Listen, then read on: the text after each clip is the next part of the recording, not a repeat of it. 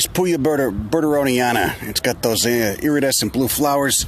Grew this in a container in a tube. You can see how deep the taproots are. I'm going to illegally plant it right here. You can see it's going to be a little hazardous. Now, when you're doing this, I don't recommend you use any shovel. I get a specific trenching shovel. It's real nice, kind of stabby, gets the job done quick.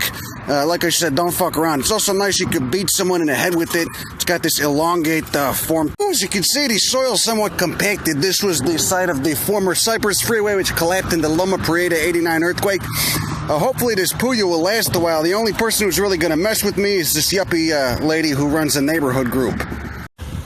As I stated before, the only person who's really a threat to my ambitions is the lady who's also a real estate agent on the side and runs the neighborhood group Friends of Mandela Parkway. She speaks like a customer service agent at the bank or a security guard who's threatening to call the police on you. Anyway, so this is the thing I'm playing. This is the hole. I made it wider.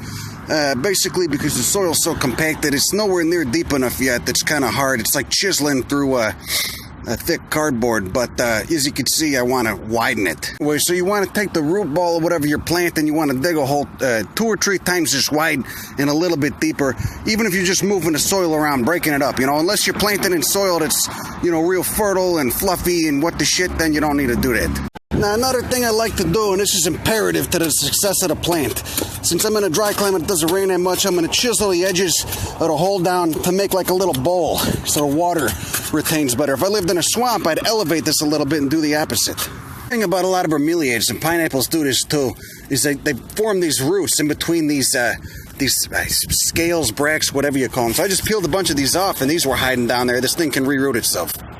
So this plant, this Puya in the Bromeliaceae, was given to me about a year ago by a friend who pulled it out of their yard. I haven't done shit with it. It hasn't collected any water beyond fog or moisture droplets that it acquired through these. It hasn't been in the soil, and it's still doing great, very much alive. Of a symptom of compacted soil, lateral roots from this shitty Japanese maple, registered trademark of Home Depot. You can see this root is going sideways like that, like a cactus root would. That's not good. Now, the reason this is happening is because whoever selected the species that were going to be planted here evidently didn't know too much about the site. There used to be a double-decker freeway here. The soil's compacted as hell, and it's open and doesn't get any rain for 6 months. Japanese maples like shade and adequate moisture. The example is to why it's good to plant. You use native species or at least species that are adapted to a similar climate. That's why I planted all this stuff that's drought-tolerant and can tolerate rocky soil and full sun. There we go. Not too bad. Now these Puyas will look like shit now, but I assure you they got enough stored carbohydrates in their caudex and their roots to make it till the rains come. Once they get a good rain, 6 months, this thing will be looking fucking beautiful, I promise. Now here we got something different going on. This gets a lot of irrigation. You can see the soil's wet and it's sandy. They must have brought this in. Which is actually kind of surprising. Only problem with the irrigation water here is it's very saline. It's all reclaimed shit water from East Bay mud.